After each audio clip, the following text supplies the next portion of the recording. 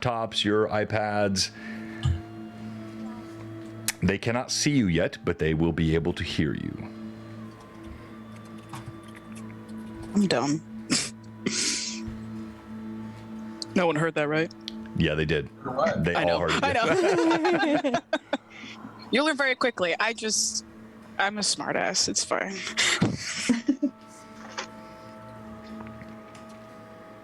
I love your setup, though, John. Like, it's always so nice. I'm always so impressed with, like, the quality.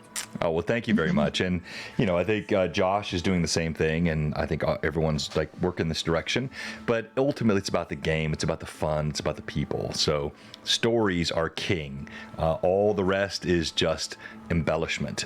So I like doing the Tailspire stuff and the VTTs. We're going to talk about that tonight and sort of your preferred style of storytelling. But definitely what I love is just telling the story. And the role play with these players is incredible. Why is Jonah in here? She's supposed to be camping in the woods somewhere. Hey. Well, this is where I go.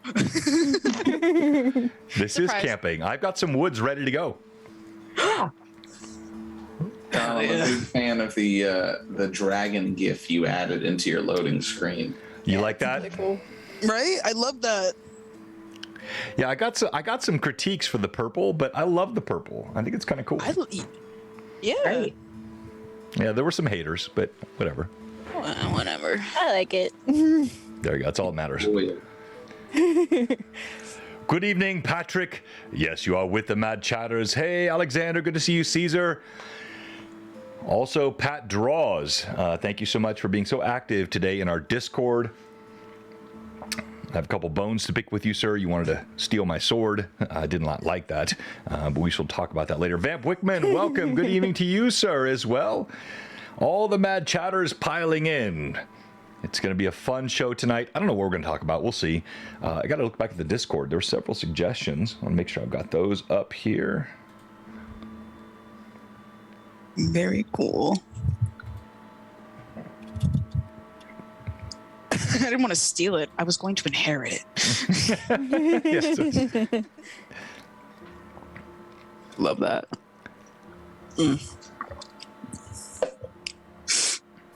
So, like, this is probably a really dumb question, but, like, are any of you guys, like, in a campaign or whatever, you know? You guys play D&D at all? I don't know. Wait. Save that answer. That's a great question. I'm gonna let you, Hobbs, start off the show tonight with that question for the group.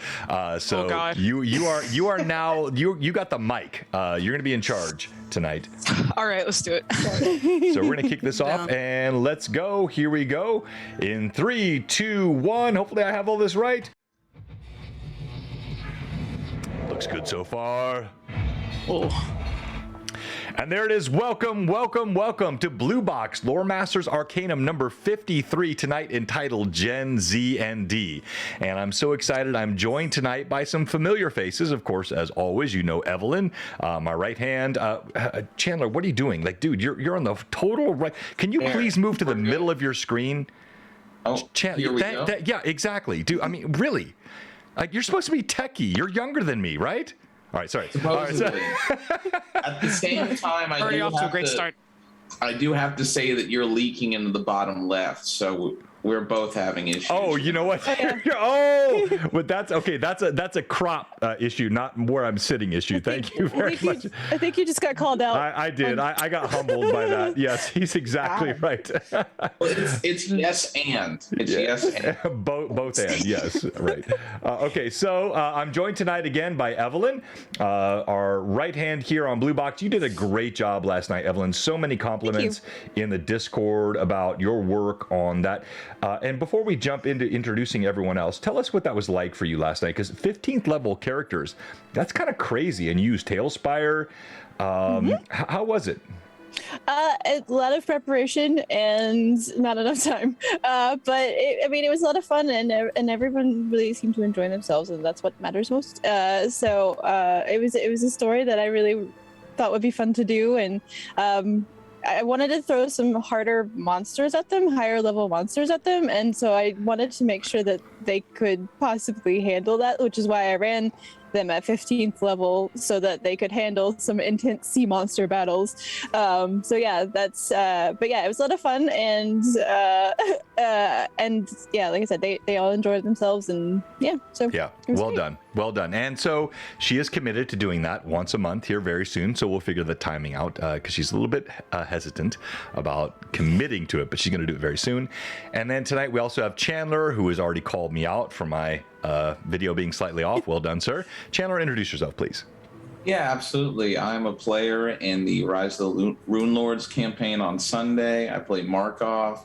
I've also played Dungeons and Dragons since I was about 12 or 11.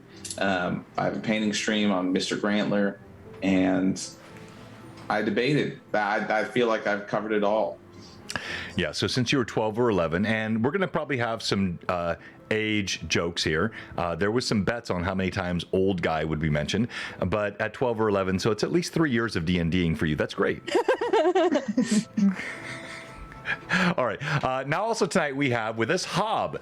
Hob, you know her quite well. She has been with us a couple of times. She also is a regular on the Children of Dirt, a friend of Josh, a good friend of ours, NPC Voices. Hob, tell us about you and what you're doing. Sitting and being on one of the best Twitch streams around. You know, my name's Hob. Also, people know me as Cowboy Hob on Instagram. I do a lot of art a majority of my time, and when I'm not doing that, I am busy preparing for Children of Dirt and another campaign that I run, and another one that I'm also part of. Very, very busy all the time. God, what do I say about myself? No, you killed that. 24, like Sorry, dogs. You'll have plenty of chances to talk about yourself. That was really good. So you're 24, you like dogs, and you live in Florida, right? I do. Yeah. And then I'm sorry, I was distracted because in the chat, there was the coldest chat I think I've ever seen on my stream. 4 young adults and Methuselah. Steve, really? Really? Really? All right, this is getting like, I'm going to sue. All right, now we're joined by the newest member of our Blue Box family here. We have Cameron with us. Cameron, please introduce yourself. Tell us how you came to know about Blue Box and just a little bit about yourself. Hi, I'm Cameron. Cameron, whatever you want to call me is totally fine by me. Been playing D&D since about like 2017-ish, and that's so not super long. I came to know about Blue Box through John's wonderful daughter. And yeah, just found myself here by happenstance, and I'm just happy to be here. Yeah, well, we're glad to have you with us. And I chatted with her on the phone last week, and it only took one conversation for me to know she absolutely would be a great person to be on the show. I don't want that to put pressure on you. Just enjoy yourself and relax. Tonight, we're just going to talk about D&D and what we like about it. So, first question to the group. You already kind of tipped the scales a bit, Chandler, how you got started. But let me ask you, Hob, what was your first experience with D&D? I had walked into a GameStop and rekindled a friendship with a guy that I was really close to in high school, and he invited me and my partner at the time to play D&D, and I had no idea what it was, and I was looking for friends, and I was like, sure, why not?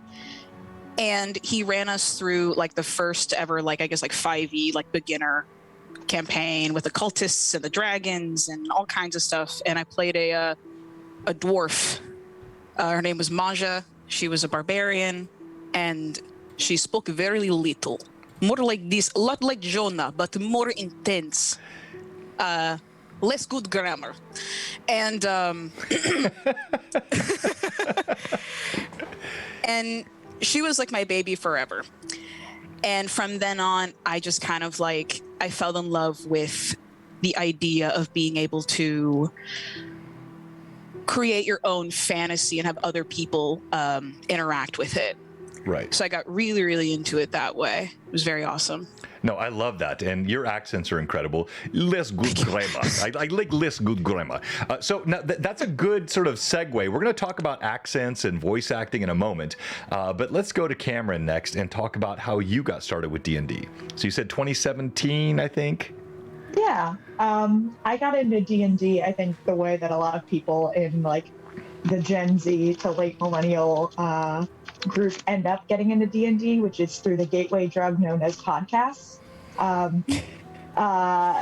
I had a friend recommend me a lot of like McElroy brother content, and I ate it all for breakfast as quickly as possible. Found out that they had a Dungeons and Dragons campaign that they ran, and I was like, oh, I could try that out. Let's see what that will be like. And then binge listened to it in no time at all. Made it in time to listen to their finale like the day it came out, and I cried so hard and truly felt touched by that story in a way that I like hadn't by any other form of like book, movie, or any other kind of like media ever. And it was so like strange to me, and I was like, oh, I gotta have more of this. I want to do it. I want to have fun. And so had a friend offer to run a one-shot for me for my birthday, which is a great birthday gift to give to What a friend. fantastic birthday gift, yes. Yeah. And then got hooked from there, and then promptly moved away from my college town and to a new country, and didn't get to play D&D for a long time, and was like kind of shaky and felt very like shy about it for a while.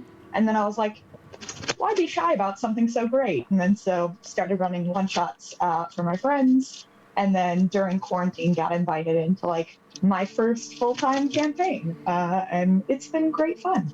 Well, Cameron, look, I want you to know, like, I want you to relax. You are among the most friendly community you will ever find on Twitch. Everybody here is great. The people are just super friendly and kind, and I don't want you to feel nervous at all. But I love the fact that you've referenced your boldness. And as you probably know, so I have two daughters. One is 23, one is 10. Cameron is friends not with the 10-year-old, with the 23-year-old. And so you talk about your boldness, and Lexi, my eldest daughter, you know what she told me as well. She was in classes with you in college, and I probably shouldn't even say her name. My eldest daughter, whose name shall not be spoken, loves to play the game. She comes, she plays all the time here, but she's still a little socially hesitant and awkward about letting people know she plays. Hopefully I'm not like outing her with anybody here on Twitch. But she said, Dad, I know this girl. She's in my classes, and she's so bold. She just pops up when they talk about what's your favorite thing to do? What's your pastime? What are your hobbies? And she says, I love to play D&D. And Dad, I've seen her do it in like 2 or 3 classes. So where did you get that boldness, Cameron? I think it was years of shame and guilt about a lot of things, and then learning how to throw that off later. Of like, you know, being like a very nerdy kid and feeling like a lot of bad for that. And then eventually getting to a breaking point where it's like, I'm feeling this way because other people are telling me to feel this way, and not because I think they're not cool. Like, I think this is the coolest. And so why would I keep doing what someone else is telling me to do if only it is to steal my joy? Like, okay, you've already freaking rocked this entire show tonight, Cameron. That is the best answer I've ever had on Blue Box. Okay. So let's stop right there. This whole stream needs to shut down, and let's talk about that, because that's what D&D is about. You've heard me talk about it, Evelyn. I'll let you fill in the gap. My high school group was called the Oh gosh, I just blinked. Escapist Society. It's okay. I know. Yeah. So quiz. yeah. But she's done it like 3 times. She just got panicked because it's tough when someone does that to you live. Well, but, and you know, I ran a whole 4-hour one-shot yesterday, so right. my brain's a little that frazzled. too. Yeah, that too. So like, but this idea that we all could enjoy the game. I had one of our great members today on my Discord talk to me about the influence of the game for members of different communities, and everyone being able to enjoy reaching out and expressing and just kind of throwing off the bonds of social judgment. I hid my D&D for much of my early life. I started, we'll talk about this later, but I started in the late 70s and early 80s. I know I don't look it, but I'm 50, and you're all supposed to nod. Yeah, John, you don't look that. Thank you very much. But I'm 50, and I started playing in the late 70s and early 80s, but there was a huge stigma with the game. You were a total geek, and so I played sports and I did other things, but this game was always so central to me. But you really had to be quiet. But then you get in the workforce and other social circles, and it wasn't accepted. So Cameron, I just applaud you for your willingness to sort of shed that sense of reservation. Hob, can you talk about that for a second? Because I think, you've talked to me a little bit, or Josh as well. How much have you struggled with this sense of reservation about talking about it, and what has it meant to you in terms of expression? I think when I first got into D&D, it was still again, I had never really heard of it. And I've always kind of been that person who, into my early adult years, I just became that person of I like what I like, and you don't have to like it, and that's fine, and I don't care. So when people would ask me oh, you play D&D? My mom, my mom, when she found out that I played D&D for the first time, she's like, D&D? What is that, the geek thing? And I was like, yeah. She's like, were you pretend to be something else, like a dragon or a fairy? And I was like, yeah. And she's like, I used to beat up kids like you. And I was like, well, now being a bully is kind of your not mom great. Said she used to beat up kids like you. Wow.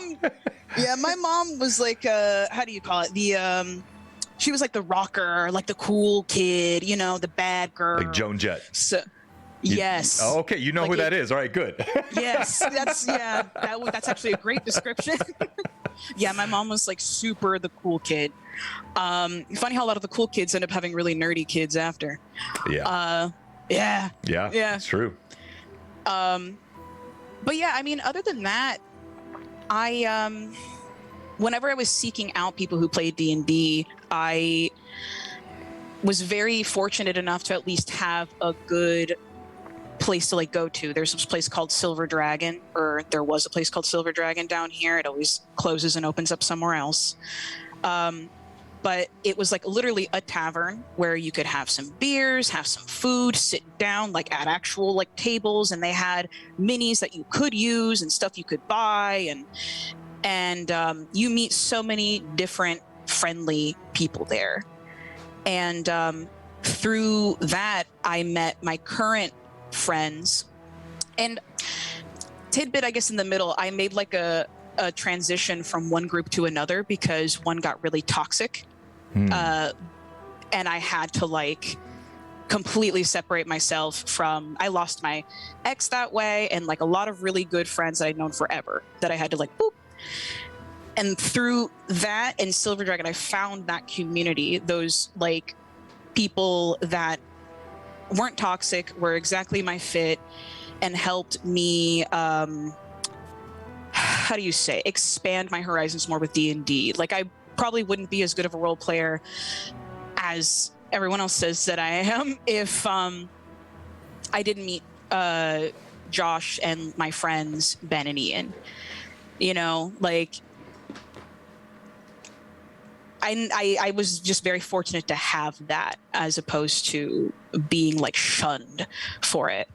My biggest thing with D&D for me was the toxicity and the inability to leave things in real life out of the table. A lot of real life things kept getting involved, and made it very, very difficult. And it ruined a lot of friendships and relationships that way. So not so much bullying, but definitely toxic table manners and stuff, for sure. All right, so I want you to think about that for a second, because if you're willing to, and I'm going to come back to you, I'm not going to ask you this now, I want you to think about it, but I'd love to know sort of general descriptions. I'm not looking for any sort of call outs of anyone, but toxicity at the table, I'm really curious what that was like in terms of the sort of the topics. But let me switch to Chandler. Chandler, tell us about your background in D&D, how you got started. You mentioned your age, but what was your first experience with D&D? For sure, yeah. So I came from the nerdy background, and I got for my birthday the red box for fourth ed, and I thought it was the bee's knees. But I couldn't understand fourth ed. They had little cards in the box. I didn't quite get it. And then the person that gave it to me said, "How about we just play through Pathfinder?" It's a different fourth ed Cold Steel Penguin, different red box. Sorry, go ahead, Chandler.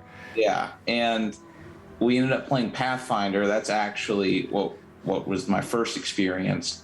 But that red box is what got me excited, just seeing all the cool stuff. And I played my first character, Crimnox, the sorcerer, a little gnome guy who was bent on world domination, but didn't ever want to cast spells. It literally, the first time we encountered a troll, he tried to talk his way through the troll. And so that was the beginning. And I kind of just slid into other different types of role-playing systems. And when 5th edition came out, I jumped on that because that was more so the edition I was looking for. Right. And yeah, I've been role-playing since then pretty regularly.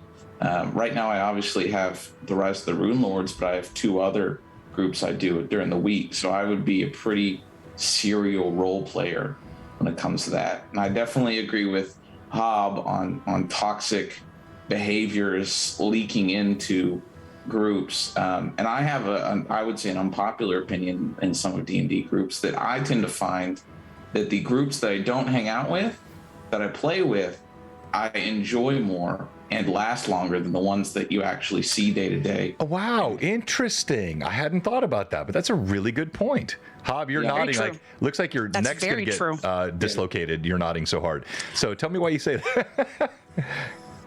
No, I wholeheartly agree with him. Go ahead, Chandler.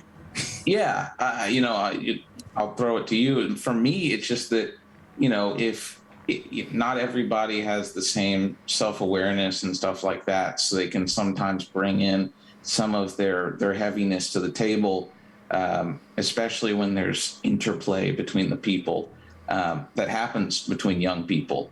But when you don't know them very, as personally as you would, like our Rise of the Rune Lord game, I would go in, I sit down, and I'm playing the whole time, right? So I don't know, Hob, you add to that. You obviously have a lot of experience. Unfortunately. I really just have one bad toxic experience, and it led to I had to break up with my ex-fiance, and I had to leave my best friend because they formed a relationship within the campaign that turned real. Yeah, it got very weird. We were playing Waterdeep, and he was playing Rainier Neverember. And Rainier, we all know, if you've played Waterdeep, he's very handsome, he's very charming, he's very nice, he's very brave. I love him. However, I learned some things about my ex through therapy, together and apart, that she was a little toxic and whatever, and he wasn't someone that I probably should have put as much trust in as I did. He was like my brother, and we had known each other since high school.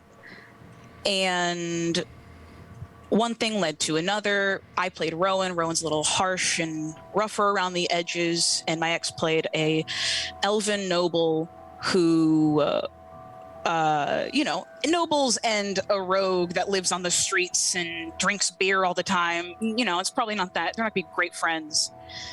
And I think that she associated that gameplay, that role playing, with those also being me.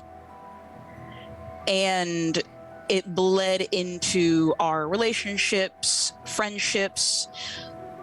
When my ex first really they all went to dinner without me, and then when my ex-best friend left, she told my other 2 ex-friends that I knew way before them, before her.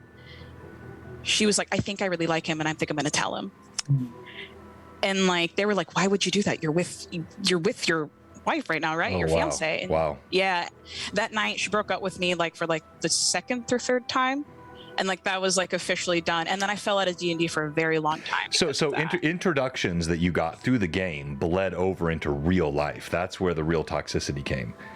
Yeah, it went from we're friends, everything's cool, I can trust people, and then I didn't see it and I was in denial for a very, very long time. I thought he'd never do that to me. My friend would never. Like, he would tell me, and he told me to my face, hey, you're my sister, let's get the heck out of here. We were going to move to Orlando together, we were going to get the heck out, and everything's going to be good. And then, like, after comforting me and everything, he later told me the next day, after he was like in my house comforting me, and I was so sad, I don't cry in front of anybody like that. And he was like, by the way, I kissed her. When I told you that I was going to go and let her down easy, I kissed her instead, like multiple times.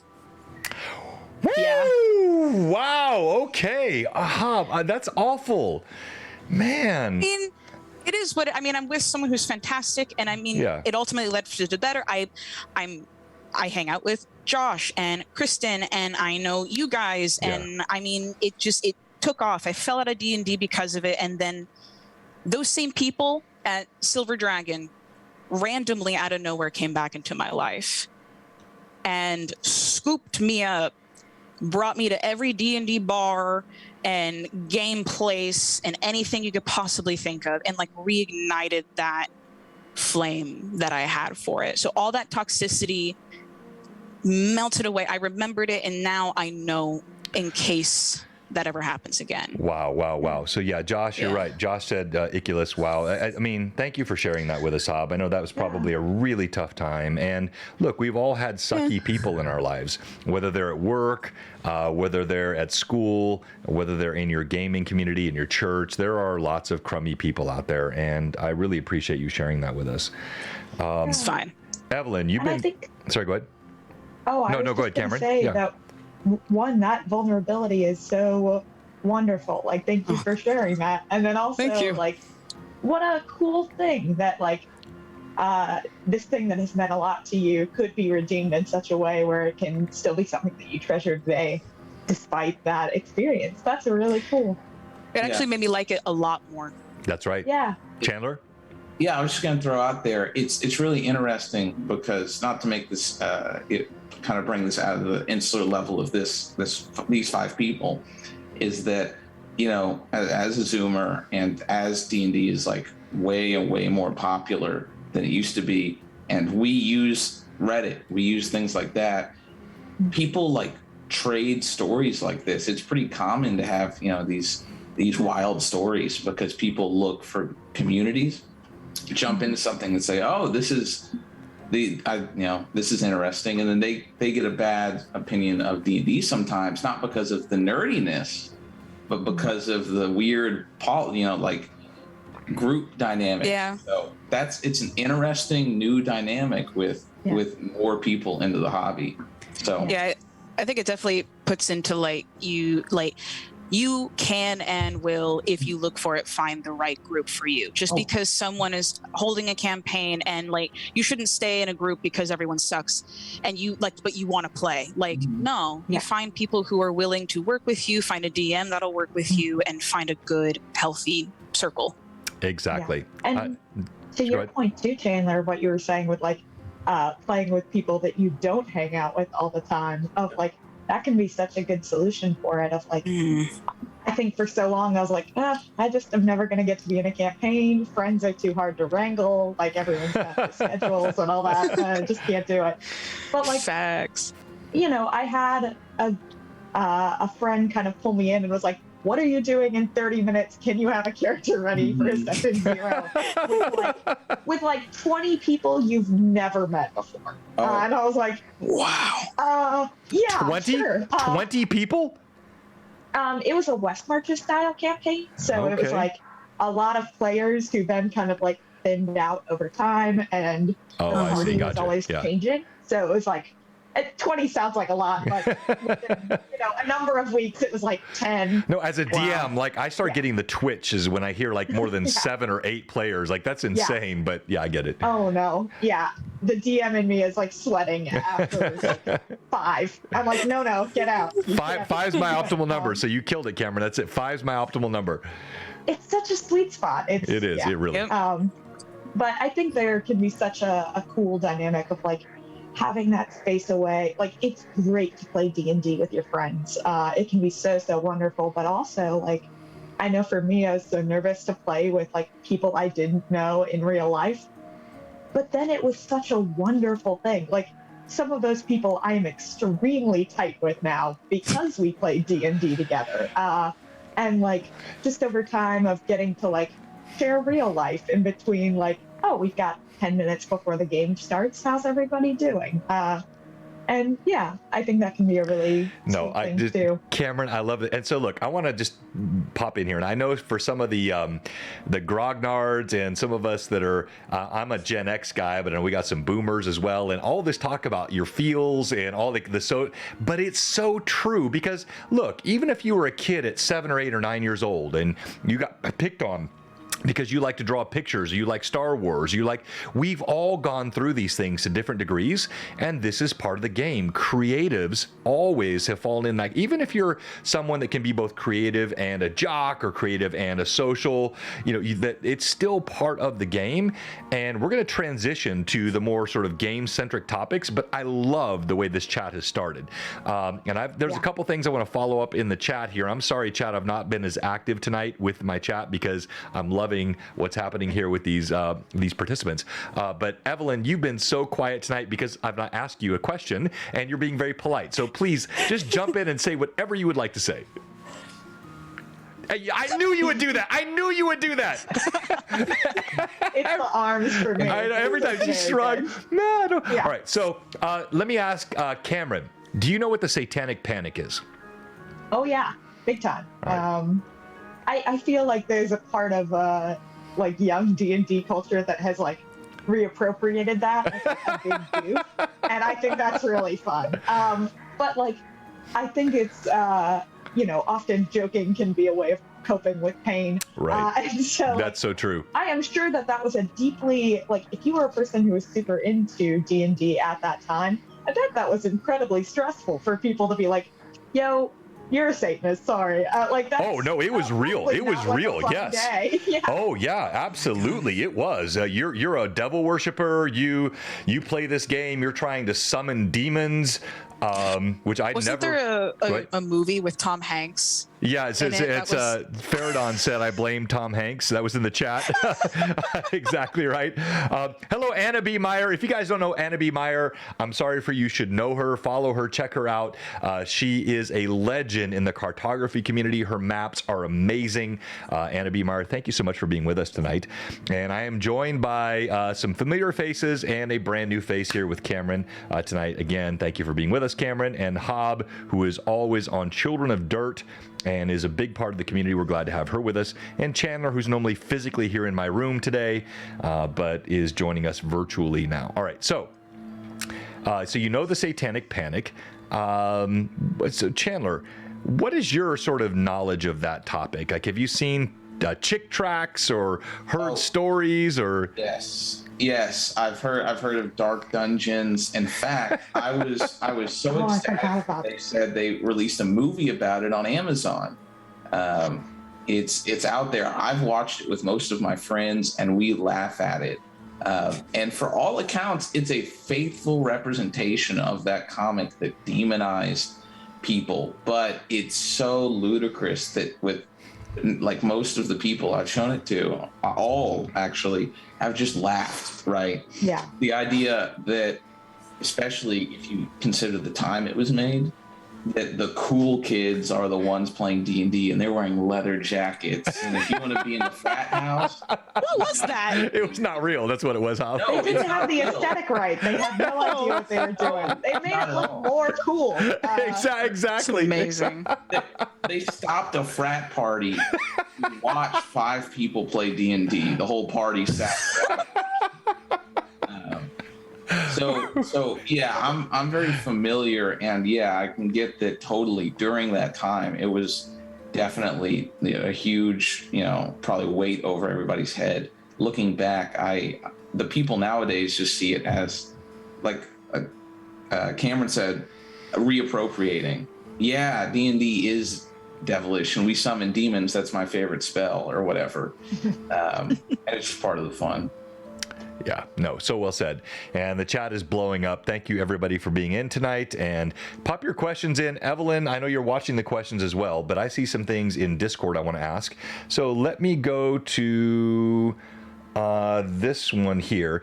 Fraley Patrick wondered how many times the term old or old man would come up. So far, I think it has not been brought up unless I said it. So, Patrick, you're off. Second question, what got them into it and why they play? I think we've covered that pretty well. Next question is, okay, good. Do you like playing with your own age? Or do you enjoy playing with people of different ages? Now, I don't want to get into ethnicity and gender and others, because I think, honestly, we should all just enjoy playing with everyone. So I don't want to, I really avoid those types of topics, not because I don't believe in them, but because I just think they're so polarizing. I like playing this game with anyone and everyone. I don't care what you think. I don't care what you identify with. I don't care what you look like. I just like playing the game. But this idea of age, so if you have people that are, you know, maybe a lot older than you or a lot younger than you, do you enjoy playing with them, or do you prefer staying sort of within an age range that you're comfortable with, or it's more similar to you, I guess is what I should say. Cameron, let me go to you. I think for me, I predominantly played with people who are probably like one generation ahead of me. Like the group that I play West Marches with, they're all like very close to each other. And then there's like me, a young child, also there. Yeah, I feel like one of my favorite things about D&D is what different people bring to the table, because every person has a different lived experience based on, you know, those things like age and race and gender and all of that. And when you bring it to the table, you bring that and then you live in somebody else's shoes. And those two things together are so unique. Like, I think it's great to watch somebody young play somebody who's 65. And I think it's great to watch somebody who's older play somebody who's significantly younger. And so I think it's so fun to get to play with people of various ages. I've read a bunch of stories online of people like playing D&D with their grandparents, and they're hilarious because it's like you never know what somebody's mind is going to bring to the table until it's there and it's wonderful in front of you. And so it's one of those things where I'm like, oh, I love to play, like you were saying, John, with anyone who will like accept a yes to a game invite. But yeah, I think most of my experience has been like a decent variety of age, from like, I think 40s down to like mid 20s. Evelyn? I mean, I like a varied group, and that I think comes from just the fact that, you know, the different perspectives, and the best thing about D&D is not only like all the different perspectives and experiences that come to the table, but actually like putting yourself in somebody else's shoes. You know, the characters we play, you know, a lot of times, especially your very first characters, you'll make something that's more similar to who you are as a character, like as your character, and kind of try to play with that a little bit. And I feel like the more we play and the longer we play, we start experimenting with personality types that are very different from who we are, and playing around with even like people that have different philosophies and outlooks and experiences to, and I think one of the things that it teaches us especially is just empathy, you know, to understand and to more greatly like take in perspectives that are not our own, and look at the way that other people think. And I think, you know, throwing in people from all these different backgrounds and also doing all those things themselves as well, brings all of that together, and you tend to find people understanding each other better, and you just get really great stories out of it. No, really well said, Evelyn, as always. And yeah, the chat is, thank you so much, everybody in the chat. By the way, Cameron, if you're new to Twitch in general, you might not know how the chat works, but we got people. Have you been on Twitch at all, on any other stream, or a little bit? A little bit. I haven't been on any streams. But you've watched? I have seen the chat, but typically I'm like, it's a lot to keep up with, and it's moving too fast, and my eyes are getting tired. But I have it open on my phone, and I'm looking at what people are saying. Yeah, so you got a lot of folks in, but like you got people from all over the world. Natasha, for example, Iceland. There are people from Europe. We have worldwide viewers here, and we're so thankful for everyone being on with us tonight.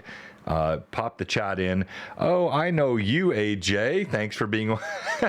Hello. Welcome. I won't out you, but good to have you on with us tonight. You might know this Cameron girl. All right. So back to that question of playing with different ages and backgrounds. Chandler, Hob, anything you'd like to add, or should we move on to the next question? Sure. I just wanted to throw in there that I think it's a real treat to be DM'd for by an older person, because... All right, there you go. There's one. You got it, Patrick. There's one. That's tick one. Yeah. So I think it's a real treat because typically they like to, not always, but they like to bring out these relics of D&D antiquity, like Savage Tides or the Isle of Dread or Dragonlance. Or like what's up on the screen right now on Twitch. Yes, exactly. And I think it's fun to get those roots in, because typically when I play with people my age, they don't do that. And that's not bad. I love the stuff that people my age come up with. One of them is doing a campaign on we're all camp counselors and it's modern day. So That's you get fun. a breadth of experience. I just love kind of peering back into the origins of the game. Yeah, and like both of my DMs are a little bit older than I am, and they have they pull references that I have no context for, and so it's like I get to experience it for the first time, and it's fantastic. So other people will be like, "Oh, I know where you're pulling like this monster or this kind of vibe from," and I'm there none the wiser, just like along for the ride. It's great. It's so fun. Go ahead, I don't Hob. think I've ever. I don't think I've ever had anyone who surpassed me in age significantly. Well said. You didn't have to add significantly. You could have stopped right there. Why'd you have to add significantly? What really? Because I've had technically older people DM for me, but no one that's like my dad's age. You know what I mean? Like, I'm not saying listen, it's not old, but I've never had that. I've played as a player with some older people. I think one guy, and he played like a young halfling guy, and it was I liked what you said, Cameron. It's very interesting to see like people older play younger characters, to see their view and vice versa. I've actually played with a lot of people my own age because that's who's around me, and kids. I DM'd for my little brother and his friends before, who were like 15, 14. Their attention span was not great, so it didn't last. But I've met a couple really cool 16-year-olds that play and play well. Yeah. But yeah, the young ones are pretty cool. Never had a senior citizen DM for me before, but one day we'll see. I'm kidding. You're not a senior citizen. No, it's like not the chat's even referring to you. Look, it's fine. I don't mind at all. I'm very comfortable with where I'm at, and I know that I am. Well, anyway, so I'm fine. So let's go to the next question. You're like a what are they, like a biker dad? That's what you look like. You look like something cool like that. I don't know. Well, I'm wearing an overgord Not a shirt. I'm not sure. regular dad. I'm not sure how cool I can Exactly. be. Overgord. I'm not sure. I'm not like regular dads. I'm a cool dad. Something like that, yes. So you know what this is then, Cameron, this thing I'm showing here? Oh, hold on. What? Well, I'll put it up here so it's very easy to see for you now. Now you know what it is. My eyesight is total garbage, so maybe I can't see so well. Says the Gen Z player. Well, Isn't that my line? Not everyone's lucky with the eyesight thing. Bro, Gen Z's age pretty quickly, bro. Believe me. My back It's already rough out hurts. Oh, hey, greeting, Garon. Thank you from Wayland and Midbar. Wow. Yes, we got people from all over the world. Thank you for joining with us tonight. By the way, I need Cameron and Hob to join in with Evelyn and Chandler. They're going to lead you in this. We have a question for you tonight. If you're watching the stream and you're not following, or if you're a follower and you have not subbed, or if you're a sub whose sub has expired. What? What are you doing? sub, follow. Join us, please, here at Blue Box. We love all of you. It's going to be a fun time. I cannot wait for virtual Greyhawk Con. Let me pop this back up. I have not shouted this out enough tonight, but it's going to be an incredible, incredible weekend. It's a weekend I'm stressing out about. I spent several hours today, early this morning, before work, prepping the game table for Friday night. I've got smoke machines, which I've never used. We're going to talk about that as well, because I want to talk about theater of mind, minis, and terrain. You guys can see here behind me, I've got a cam set up where I can show you some more of this stuff and kind of pan it around the room, but also virtual tabletops. And you can use your kind of crummy Fantasy Ground stuff, or you can use Tailspire, the most amazing of all virtual tabletops available to any player. And so that's going to be a fun talk for us. And so check it out. On Friday, I stream starting at 7 o'clock, but there's a full day on Virtual Greyhawk Con. Jay, Lord Gazumba, has a great agenda. You can check it out on all of our Twitch channels and on the TTE site, Tabletop. Also, you can see it on my Twitch stream. I think I've got no, I don't think I have it up there. I don't, but it's all over the place. You can see all the different games and shows. We got people, again, from all over the world, like Lawful Stupid. They're a great group out of the UK. Many players and DMs. And then I DM again on Sunday, heading into the final night. And so it's going to be a great weekend with Virtual Greyhawk Con. Please check us out and join it. And yes, what are you doing? All right, let's go back to the questions. And the next one I had, here, let me find it, is, oh, yes, I know what it is. Dying. So it would not be a Blue Box stream without a discussion about death and dying. It is principle in my mind to the game. And so... you know, you've played. Have you played CRPGs? Let me go to. I already know Evelyn's answer to this. So Hob, Cameron, and Chandler, have you guys played computer role-playing games? Once or twice, yeah. Assassin's Creed. That doesn't count. It kind of, but not I know, really. that's what I'm saying. Never. Cameron? I don't. No Skyrim. No Baldur's Gate. Yeah, Skyrim. Skyrim. You played Skyrim? Okay. Who hasn't played Skyrim? Apparently, Cameron. I think I may have missed it. No. I was more of like an Animal Crossing sort of person. Like I'm very soft. Wow. And by very soft, I mean really bad at video games. And so I would pick up something like Skyrim and then be like, I'm trash. What if I didn't play this anymore? And I would just walk away. Well, there are settings. Not a ton, no. No, for those of us that are trash, because like I'm not a fast Twitch video gamer either. I don't like DOTA or any of that stuff. But you can go into Skyrim, pull it down to easy, and then you just tell the story through your role play and your gaming. That's kind of how I play all my video games. But in video games, Chandler, you know what happens. You save. Mm-hmm. And then when you die, you do what?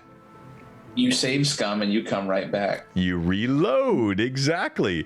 Yes, I did just spell Dota out, Pat Draws, just because we got a lot of grognards on here, and I want to make sure they know what I was saying. I know it's Dota. All right, so anyway, so you in a CRPG, you die, you reload, you save your position right before you go into the battle with the BBEG. That's what you do in a computer role-playing game. That's not what happens in real D&D. So, Hob, have you ever had a PC die? No. Almost. Wow. But Okay. I've never ever had a PC die before. Okay. No, I've killed plenty of my characters. Now, so. Yeah. You added characters there at the end. Well done. Yeah, because I've made that same mistake. We don't kill players. We play characters. Exactly. But you've never died, or your PC's never died. I had a close one as a werewolf where I got shot with a silver bullet, and like one of the players had to make a choice between saving me and like the guy that she was like super in love with, and chose him. So I was like, well, I think I actually die. So. No, I like that. All right, Chandler, you? I've played probably over 24 characters. I have had a single character die, and tell me about probably deserved it. Yeah, so I was playing Tina the Guy Barbarian. He loved beating people up, but he was also very in touch with his emotions. And he doesn't like when people make fun of his name. He couldn't write, so all of my notes were in pictures and in a tapestry. So I just continued adding on. Wonderful character. He found magic beans and he ate them because he was hungry. And out of him erupted a statue several hours later when the beans hit his stomach and dissolved. And he then became, for all intents and purposes, dead. And what replaced him was a bronze statue that talked but could not move. So I've encountered that once. It was not via combat. It was via a very silly decision that was very much in character. Yeah, I'm almost sorry I asked. That's great. No, it is great. What about you, Cameron? Have you ever had a PC die? Yeah. I was not expecting it to happen either. Like, it was not a big fight. It was just kind of like rolled poorly on an encounter table, ran into, I can't even remember what it was at this point. But yeah, it was just a bad stroke of luck. Rolled a natural 1 on my first death save, and I was like, okay, we got another round. And then nobody was able to heal me. It couldn't happen. And so I was gone. And then we ran into this whole interesting thing where our cleric did not use necromancy spells. Like, she refused to on principle, like, for her character. Sure. And so, like, all of a sudden, everyone was kind of at an impasse of, like, what do we do? And our druid had reincarnate, and so brought my character back in a different form. I was a half-elf glamour bard, came back as a tiefling, which was great fun. And yeah, it was really, really interesting. My character had just gone through this whole arc of, like, reckoning with her identity, like, sent a letter back home to her family, like, letting them know, like, hey, I'm surviving, you sent me here to die, I'm doing just fine. And then promptly right after died. And so it's like, I had these narrative beats all set up of, like, man, look at her, she's growing. And then it was like, death. And so it was so fun, though, to get to explore, like, how would she react, to this. And early on in our game, we lost, like, 3 characters within 2 games. Just bad luck, mummy lords at, like, level 5. It was rough. Bad times. And so my character, like, basically wrote, a note where she was like, and kept it in her, like, jacket pocket of, like, if I die, here's some things to know. And, like, because early on, none of our characters had that because we didn't think that death was really coming for us. But then we really quick realized it certainly could at any time. And so it was a great moment, led to a lot of character growth. And now she's kind of on this, like, whole new path that I wasn't expecting for her. But it's been great. Death is great. You heard it right here from Cameron. So I guess the follow-up question there is, do you like playing in games where death is a likely consequence, or do you prefer games where you're sort of shielded from that? You have the rubber baby bunky bumpers or whatever those are called. You got the ability to sort of be shielded from it and just know that your character can role play but not fear demise. Chandler? Yeah, it's interesting because at the start of my D&D career, I never assumed that death was really an intended outcome a DM would allow, especially as a younger kid. Just like, oh. So wait. So can I interrupt for a second? You said there was really interesting phraseology. You said an intended outcome, but then that the DM would allow. So the 2 different things. So do you mean you didn't think, like, DMs would intentionally do that, or just allow it at all?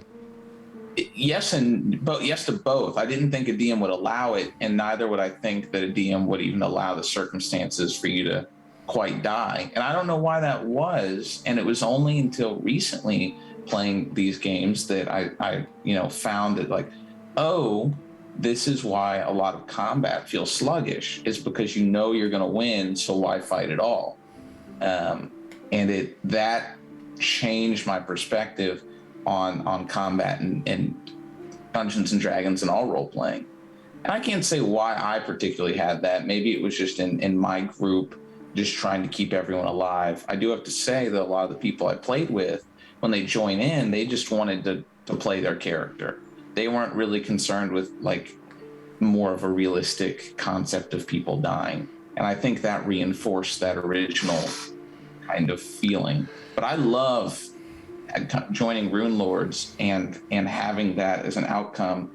And a lot of my other things I'm a part of also have that as an outcome now. So that's a newer change for me. Interesting. So, Cameron, when he says Rune Lords, he's referring to our Sunday stream here at Blue Box. Our Tuesday stream is Greyhawk Awakening. Our Sunday stream is Rune Lords Paizo World. So, you, Hob, do you like the idea of death being a realistic part of the game? 100%. 100%. I think, Chandler, you had said that, like, oh, that's why combat feels sluggish. I'm a fairly new DM, and I think I've only just really started through playing with Josh and watching Blue Box and being involved more in like people who kind of take the game a little more seriously and have more knowledge of how necessary the impending doom, the promise of death is. Like, I know that there's like, you know, you have to level like up encounters and match things up, but like when I first started, I was so worried about killing people because everyone loves their characters. Right. And I was playing with friends. I didn't want to do it. And it made it really sluggish and no one wanted to, do anything or fight, and there was no point. But as I continued and I finally killed like my first character, it really put everyone on their toes because no one was expecting it. I didn't expect it like fully. They told me, they're like, oh, he's dead. And I'm like, what do you mean he's dead? And we all looked at him and they tipped over his little mini and I was like, oh my God, he died. The mini tip, such a dramatic moment. Yes. It was, I was like, I died laughing because I was like, oh my God. And all of them were like, oh shit, well now what do we do with the body? And it like really kicked everyone in the butt because they were in a manor. They had a time schedule because the nobles were going to kill thousands upon thousands of people by poisoning them, and they didn't know how. So there was a time clock to figure out what the plan was, how to stop it in time, and then someone's dead. So it really pushed them. It made it more real, more fun, and they were like really, really thinking. So I 100% love when death is a part of the campaign because it just makes it more fun. It really does. I knew I wanted you on here, Hob. Well answered. Cameron, anything you would like to say? It makes the lows lower and it makes the highs higher. Like, yes. I remember moments where characters have been laying on the ground unconscious, and it's like you as a player are like racking your brain of like, how can I possibly get over there and do something about that right now? Like it puts weight and emphasis on the meaning of that person's character, of like, what you were saying, Hob, of like, we all love making these characters. We put a ton of work into it typically. And even if they're a goof character, like chances are like they'll become a fan favorite within your little crew. And like watching one of them go down is like, no, we need this like, ray of sunshine. Like they have to be here. And so it puts that like, fire under your feet of like, I have to do something. And when you fail at doing something, I think it brings up some really tough feelings that can be really fun to deal with in the safe space of D&D. Of like, I feel like that phrase gets thrown around a lot, but like, death is really challenging. Like there's a reason why we even want to avoid it in a game. But when you can deal with it in a place and around a table with people who are there with you and on your side and like for you, there's just nothing like it. Like it's such a cool experience to have that. That actually makes me think, because I had a question, I feel like for anyone who has DM'd like in this group, have you ever been in the situation where you've had players that didn't, like there's a character who's passed out and they're like, and I mean, like, I know that, for example, like Cameron, like the character you were talking about, it was within her like role playing. She wasn't going to do any resurrection stuff because, and it made sense. But some players who have the ability and they just refuse. Has anyone ever had that where it's just like, oh, okay, sure. I guess, well, now you're dead because no one wants to help you. Yeah, that it was kind of like that, a little different. I was a player in this session, but I've also DM'd for this player. And she like is a very like prideful character and just like didn't make friends very well, but that was, you know, again, part of her character. And she was gloating at the beginning of a fight about not being from this plane, and the bad guys were listening, and so they heard that she wasn't from this plane. One of them cast banishment and then ran away from the fight. Wow. So she gets sent back to the Feywild, and like my character was like chasing this guy down, but like, you know, I'm a bard. I can't. I love that. You know, I love that. Seduce him. What are you doing? I know. Why bards have become synonymous with seduction in this day? It's funny. Like I could not physically do enough damage to make him break concentration because I was tapped on spells. I had nothing. And so it was like, and none of the other PCs were like, we're not doing anything. Like, she's been very prideful and like, you know, kind of rude to us. We're not, we have another fight we still have to finish. Cause like we were still in the middle of combat. And so like my character was just like, oh, okay. I guess that's happening. It was tough. And to take that, you know, into the next session of like, you know, it was one of those moments where I was like, to my DM after, I was like, that's so brutal to use like what a character said in character. Like, just brilliance, evil brilliance. That is a DM's job, evil brilliance. Exactly. Yeah. Well said. Yeah. No, okay, so Cameron and Hob, you guys are both getting drafted into Blue Box. I don't know if you know this, but you're now going to be required to be part of our streams in the future. You guys have been so much fun tonight already, and we're not done yet. I got a lot more questions, and the chat is blowing up tonight. It's a really good night for LMA. Evelyn, anything I missed in the chat as far as questions that you've seen? Just the one from Faradon, it's a follow-up question to this. When a character does die, does the party pillage the body of their fallen comrade for loot? And if they come in with a replacement character, is it the same level as the character who died? New 9th level PC comes from around the corner, fully equipped in gear. Yeah, a great question. And so it's a funny question in the first half of it because we just had this happen recently in Greyhawk Awakening Book 2. So if you are Anaho, Rory, you loot Liam immediately upon death, which is a very questionable act. I'm still wondering how your character is really going to respond to that, Evelyn, because she's a very nice little cleric and she clearly did not like what was happening there. So, so that's fun. But then, yes, like what happens after when they die? So I've got answers to this. Evelyn knows my answers. She's heard them. And I've experienced them too. Yeah, you've experienced them too. That's true, yes. For the rest of the group, what are your thoughts on looting after death with other PCs? And then what do you do with a player whose character dies and they want to jump back in the campaign? Do you allow them to rejoin at the same level? Do they have, I saw a meme, Boromir has died. Let me introduce you to his brother Faramir. And, it's just like, you Scott, do you do it that way? That's me. That's you, Hob? That's how you do it? This is his cousin. Yeah, his cousin, yes. There was a video, Evelyn. You guys shared it. I forget what it was. It was, what's the name of that group? They do all the funny videos. They are called, hold on, one sec. Yeah, all right, you can find it. All right, let me go to you, Cameron. What are your thoughts? Looting after death and how you reintroduce a PC. I feel like in the games that I've played in, typically like, two of the characters who died got closed behind a wall when they died, and we still haven't found their dead bodies yet because it was a very bad fight. We barely made it out.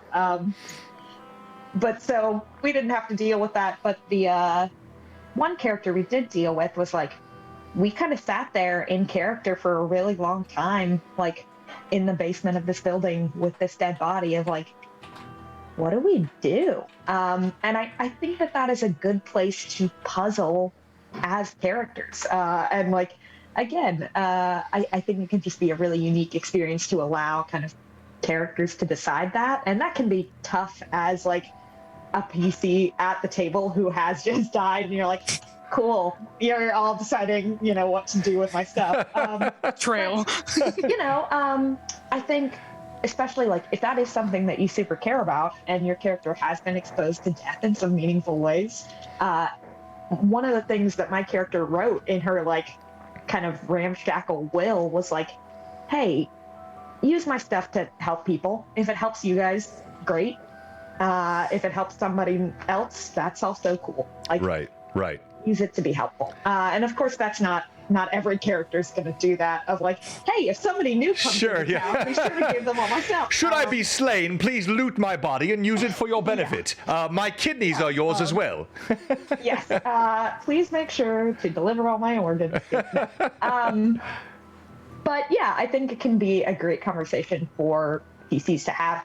And it very well could lead to an argument of like, of a good cleric watching somebody loot a freshly dead body of like, hey, what are you doing? And like, to allow that tension to be there. Like, again, death and dying in D&D it can be a really big thing. And so like, let it be a big thing. The fallout of that is going to get its grubby little fingers all over the place. And so like, I think as a DM, it can be good to kind of let that breathe. If an argument's coming up over it, then obviously that would be, maybe a time to set in and help out a little. But yeah, I think letting PCs like get that way in character can be really useful. So well said, Cameron. Really well said. And I like some of your turns of phrase there. Well done. Chandler, you have a thought, I can tell. Yeah, so I, first off, loot the dead player when they're dead. It's what they would have wanted. That's fine. I don't mind. The character coming back at the same level, I always bring back a character at the same level. If I'm the DM, I have not heard any arguments that have swayed me on that one. Although my ears are open and ready to hear them. It sometimes from the players that I've spoken to, it can feel punitive. So I try and stay away from that. All right. So let me jump in and give my thoughts, and Evelyn knows these quite well. She could repeat them. She's heard them enough. So death absolutely needs to be part of the game. It's not something a DM should ever seek or celebrate. This is not DM versus player, but I DM games that I would like to play in. And there is no great story without threat. Every antagonist is counter to a protagonist, and every story I think of, for example, I read it well before I saw the movie, as probably most of you did, but The Lord of the Rings. Imagine Frodo hovering beneath that tree as the Nazgul pass by above, and just the threat that death is impending at any moment. That makes the game more fun. So I never seek player death, and it was a lot in the chat. Thank you, all the chatters. You guys had exactly right, and this was kind of mentioned by our folks here on the panel tonight, that for me, death is almost always a combination of two things. Can you tell me what they are, Evelyn? Players making mistakes and bad dice rolls. Those sometimes. Dice, exactly. Yes. So So it's almost never just the dice. It's normally player bumbles into a bad situation, ignores warnings, doesn't pay attention to what's going on, and they put themselves in a compromised position, and then the dice go against them. That's normally how a player death occurs. So coming back to Chandler's point now, I start new characters one level below where they were before and the rest of the party. This is so that death is not just okay, new character, new player, I'm excited about it, move on. Death is not a real consequence if I can jump right back in with the same loot, the same level, the same power, the same capabilities as what just happened, what I just had as a PC. So it's I guess only punitive in the sense that it's for you punitive. It's to make death feel like it's at least okay, one level. That's it. That's not that bad a thing, right? I mean, like, it's not like you're being banished from the game. You're not being told to go to the taco truck and play dice. You're getting to still play D&D with us, but that consequence creates a sense of crap, I don't want to die. So I'm going to be a little more clever. I'm going to be a little smarter, a little more careful with my decisions. I'm going to feel more consequence with my dice rolls. All right, so I'll get off the soapbox, but panel No, react. that's so smart, dude. What the heck? All right, well, thank you, Hob. I appreciate that. No, I want Hob to agree before you counter. Hob, Okay. just keep agreeing with me. No, I'm teasing. I was like, I'll keep going. I agree. Go ahead, Chandler. So I agree in every instance in that style of game. Okay. And I would call that, and I don't feel like I'm the authority on this, but I would call that like the Lord of the Rings big bad evil style campaign where there's an external threat that everybody's working against. For some campaigns that I've been a part of, a lot of the story is mainly just the characters that make up the party. So the death of those characters is all the consequence that character could need. So that's a different style of storytelling. But I don't know. Maybe I'm losing the crowd on this one. I think you're both right. No, yeah. I think you're both correct. Yeah, I agree with you on that, Chandler. Yeah, I agree, Hob. I think that's a good point. If you're playing that style of game, which, by the way, is crap, but if you're playing, no, I'm teasing. If you're playing, Out for blood tonight. Oh my god. It's because he got called old twice. yeah, like twice, Oh, like God. 5 times. Are you kidding? It was way more than twice. Go ahead, Cameron. I was just going to say the other fun thing, the little bit of spice that coming in at a slightly lower level causes, is that you are going to be far more likely to rely on your teammates now. Exactly. Yes. Yeah, And true. I think it kind of lets you sort of take a different role of like, oh my gosh, I'm not the person who has been adventuring with these people for, a year or whatever. I'm some new asshole that they found in town. I don't know if we're allowed to curse. I'm sorry. No. Sorry. Go ahead. No. Yes, you're fine. Like I just because I don't doesn't mean you can't. I'm so Just sorry. express yourself. Stop apologizing. Stop.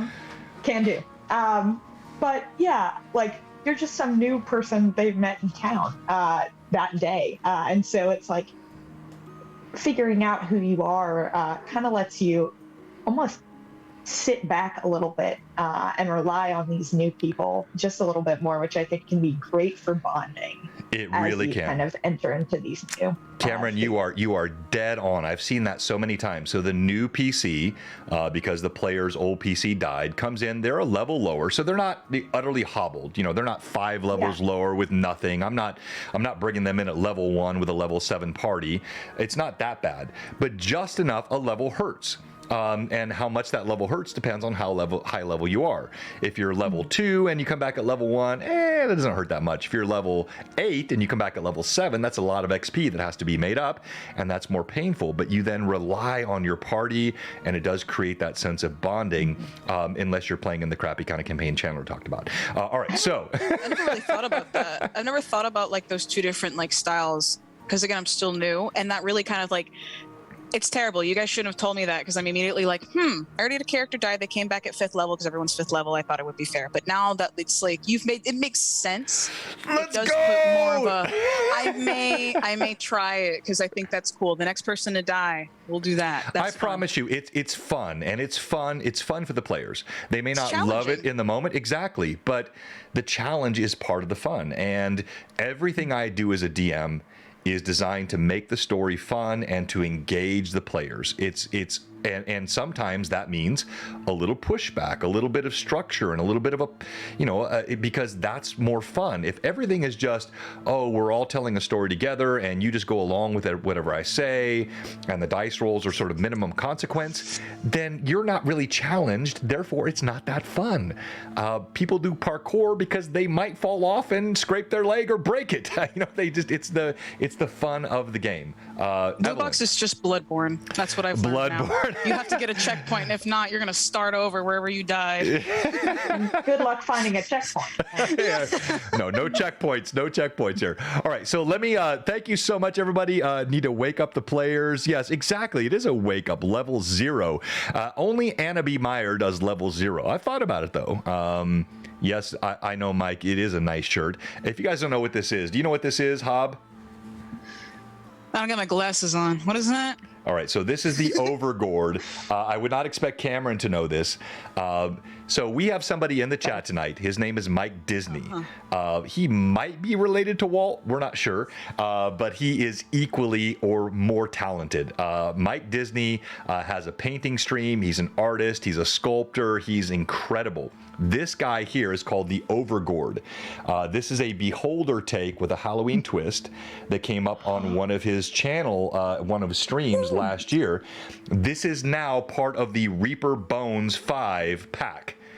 This will be featured on my Friday night GHA stream. Hang on here. Let me show you something here real quick.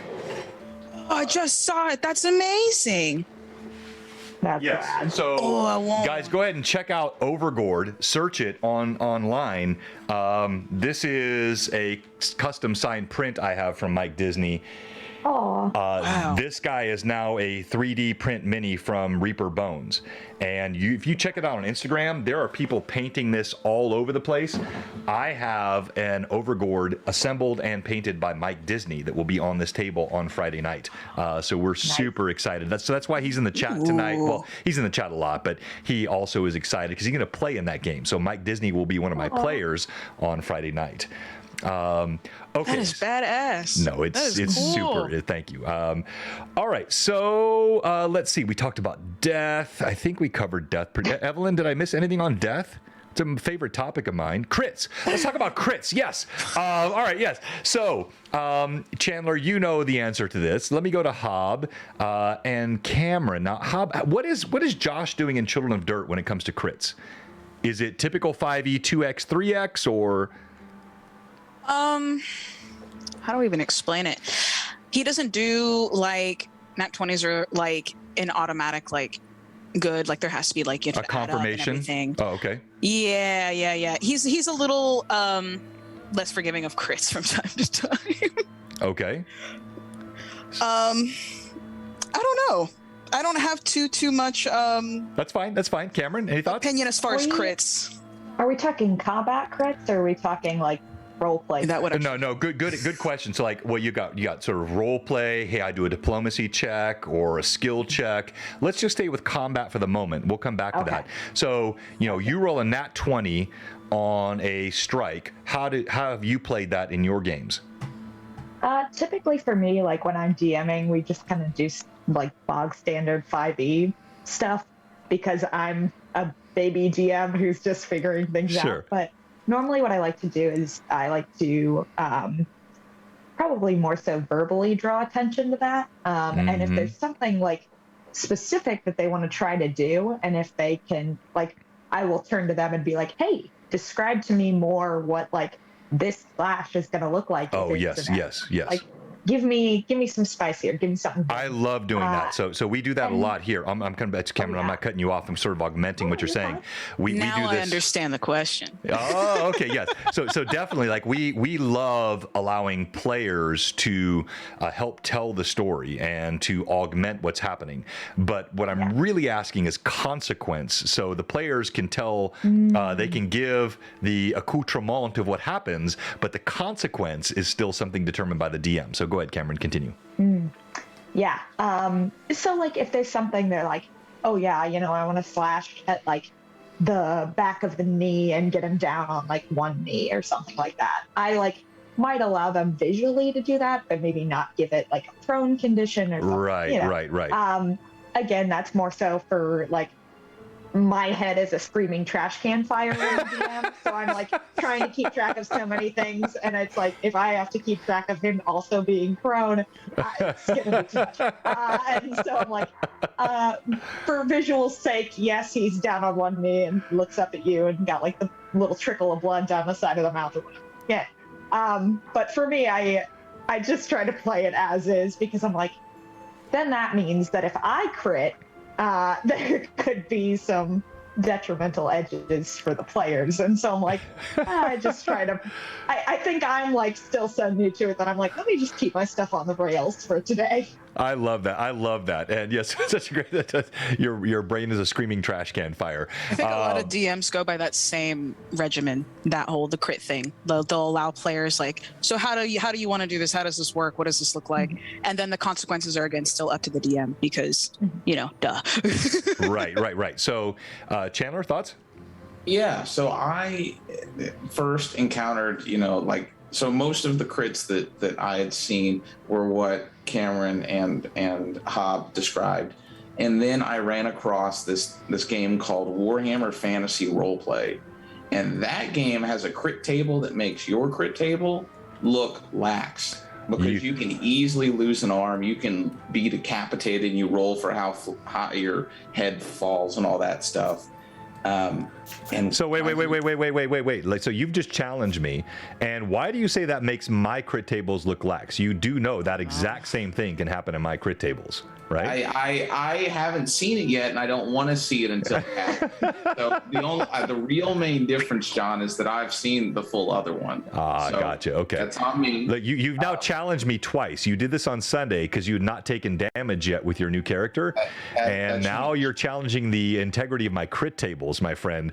This is starting to get serious. So everyone tune in, not this Sunday because we'll be in Virtual Greyhawk, but the second Sunday, so 2 Sundays from now, and watch Markov die a horrible and bloody death. Got it coming. Markov. So that was the first that I saw of like really cool, wacky crits. And then we started experimenting, and one of my friends had a super high magic campaign where the magic was just everywhere. So every time you rolled a crit, he had a D10,000 table where something absolutely random would happen, a magical effect, because the crits are what blah, blah, blah, blah, blah, magic. So I rolled a crit and lost my hand, and I was the one attacking. Because my hand fell off and it had to be re-put on, or it got thrown 15 yards by a gust of magic wind. So I really think it's fun. Probably not to that extreme where just random stuff happens, but where you have this table of effects. And I like it when it's on a table and it is enumerated, because it feels more fair to me rather than the DM making it in that moment. With that said, before I pass it to you, John, I'm going to step away for just a moment. I'll be right back. No worries. Go ahead. And we're going to go just a few more minutes. Are you okay, Hob, Evelyn, Cameron? Do you have a few more minutes? All right, good. We normally end at 7, but I'd like to go a little past tonight. We'll still rate into Jay in just a few moments, but I'm really enjoying this conversation. And so I think now we're getting to the crux of what I wanted to talk about tonight on the stream, which is Gen Z and D. You're talking to a guy who's Gen X, and as I said, my first time playing I was 8 years old, 1978, 79. I was born in 71, and I played the game my entire life. I went through the Satanic Panic and all of that. I had the original books. The Blue Box is a nomiker that comes from the Expert Edition, which was pre-AD&D. It was part of the original. So Elf was not only a race but a class. Dwarf was a race and a class. So you didn't have a dwarf fighter or an elf mage. You were an elf or a dwarf, and that was both race and class in the originals. Wow. Yeah. So it goes back that far. But with that said, I love the new styles and the new games. I'm a huge tech geek. Well, I'm on Twitch, obviously, you can see. You're watching Tailspire right now. If you're looking at your Twitch screen, you can see here we're looking at what is the most advanced tabletop system, 3-dimensional setup, and it's being used by Josh. Evelyn used it last night as well. It's incredible, this system, but I also use terrain and minis. So let me switch another screen here. Cam, pull up camera here, make sure I'm not showing you my terrain for Friday night. There we go. All right, so this is some of the Blue Box terrain. Here, let me turn up my lights. So you got all the different houses back here. You got castles back here and here as well. All the Dwarven Forge stuff. Old school stuff here, which is the original pre-Dwarvenite. more of your castle walls, curtain walls, huge things here. Oh, let's talk minis everywhere, here, and then wait, back here on this wall, you can kind of see it. So Wow. You've got all kinds of minis. These are like $3 on Amazon. You can buy these styrofoam containers, and then you just spray them on your wall with glue, spray glue, and you can hold your minis on a wall. Here, and they're all back here as well. There's more. Oh my God. They're everywhere over here. So I love both the physical terrain and the virtual terrain. And then if you want to see the Blue Box Command Center here, let me pull back. You can see what I'm staring at every time I stream. I've got 1, 2, 3, 4 different monitors. I've got my Elgato Stream Deck here where I control my lighting. I've got 1, 2, 3, 4, 5 different 4K cameras, one over my head here, for different setups. So I love all of this stuff, but it all then basically comes back to the story. So I use these things to help tell story. So coming back to the crowd, he almost showed what, oh, I was close, I didn't. Yeah, you put that in the chat. That's very suspect, Toriano. He meant the terrain. I almost showed the terrain. So, you guys on the stream, have you played with minis? Cameron, have you ever played with minis? Have you played with a VTT like, Fantasy Grounds? I have strictly used Roll20. Roll20, okay. Like, pretty like bare bones, but also just kind of an absolute wreck to figure out.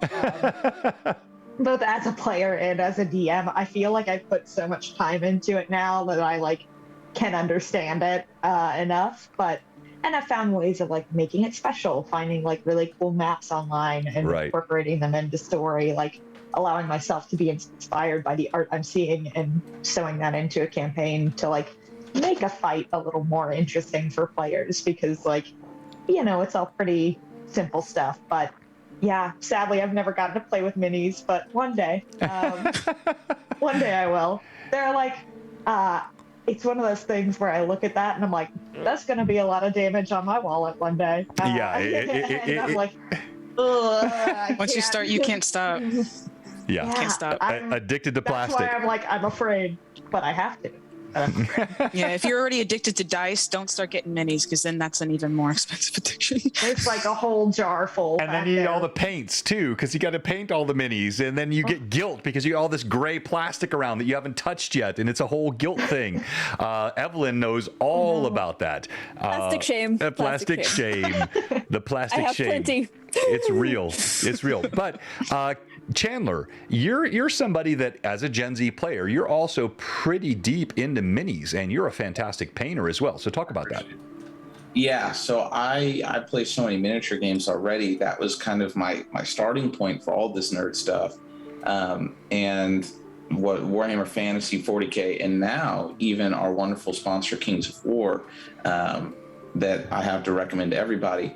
And I whenever I play, I make a point of using miniatures, because I feel like I've been told as much by my players that for them, it's helps immerse them. And it's super fun to set out a giant zombie horde. Now, I can confirm Cameron's suspicions that it does do a lot of damage to your wallet.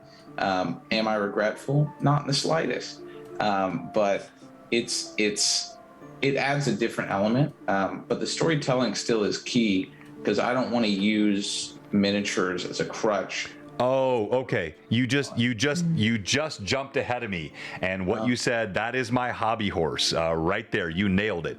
So I'm seeing nodding from the rest of the players. Evelyn, Cameron, Hob, would any of you like to talk about that? Because that is my main thing. When you're using terrain, when you're using a VTT, there's a danger. It's you. There are DMs that, and it's not often, but I have seen DMs who they lose their abilities to describe the mind's eye, and they lose that theater of the mind, because they're relying so much on the terrain or the minis that, which should be, and we've talked about this in previous LMAs before, but that should be kind of the little bit of sprinkle of extra good stuff on top of the story, and not telling the story for you. Like, and just because these things are on the table, getting that extra description helps develop it more in your head, because you want to be able to fully immerse into that. You don't want to just be like, here's this piece of plastic on the table in front of you, this is where you are. I want to know, what are the walls like? Tell me what the air feels like. Exactly. Give me the smells. What's and the scent in the air? Just give me all those sensory things, because I need that too. Yeah. Well said. Hob? I'm weird. I mean, I do, We know that already. We can tell. I'm a big weirdo. But Aren't we all? Exactly. I'm a big fan of minis, and I think a way bigger fan of terrain.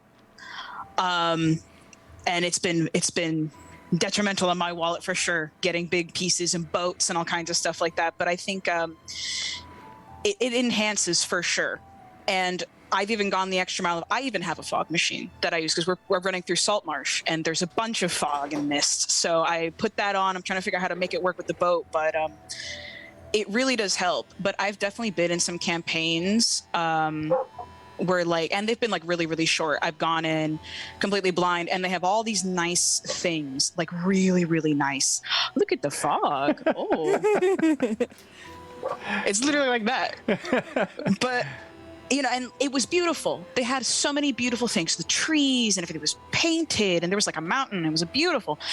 But that was it. He was just like, this is what you see. And it's like, okay, great. Yeah. Cool. Oh, you nail it. And look, and I know Evelyn said that's not that common, but it depends on the streams you watch. I've watched several. I've seen it a lot. I will literally see a DM pull a cover off physical terrain or something, and this is what you see. I cringe inside. That is not what D&D is about. Oops, my fog machine's still going here. There we go. So you use. It's like theater. Evelyn, her name is Theater Evie. That's her Twitch handle, and she's in Discord that way. She does props, and she's also a fantastic voice actor. She tells stories. So Evelyn, I think you are eminently qualified to talk about this idea that there should be an accompaniment of the theater of mind and the storytelling with the physical props. Mm-hmm. Yeah, I mean, they are the enhancers. They are not the story itself. They are, there to help, add to, not to become the central focus. Yeah.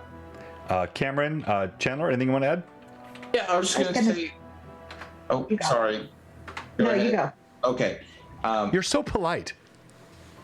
I was just going to add that while I think miniatures sometimes can have that reputation, one huge addition, I bust out the miniatures every time, make up giant zombie hordes or castles or whatnot.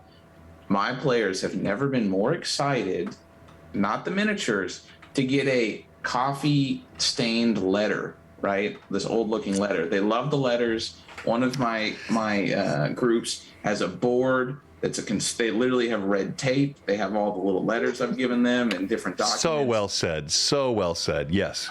Yeah. The one thing I was going to add was, if you as a DM are having trouble with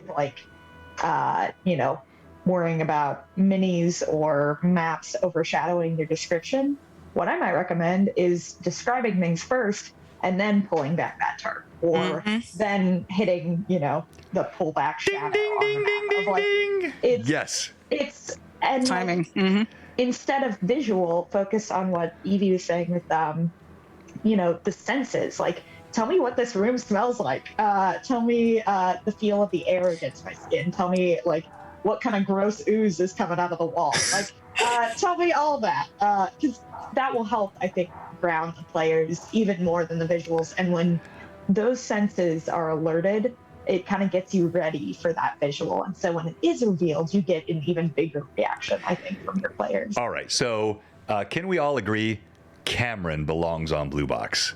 Yes, we are so good because Hobbs already kind of an honorary member. Chandler and Evelyn are already in. Cameron, you belong. You get it. You get it. So Cameron, yes, you get it. You're awesome, absolutely fantastic. You are absolutely correct.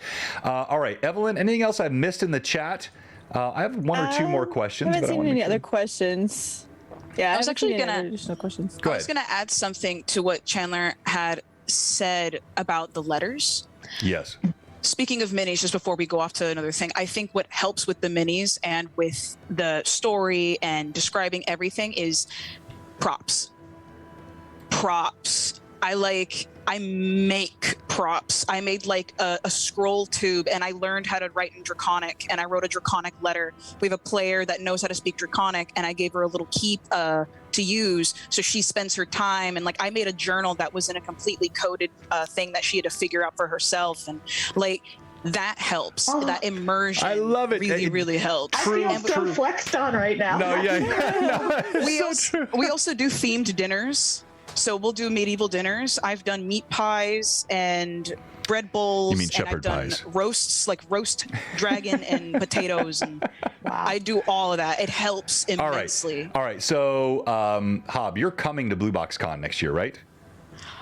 If I can afford it, 100% I will be there. No, I'll drag your carcass here. You need to be here. I'm telling you. Do you promise it's going to be my carcass, though? Because, like, if you make a promise, You promise.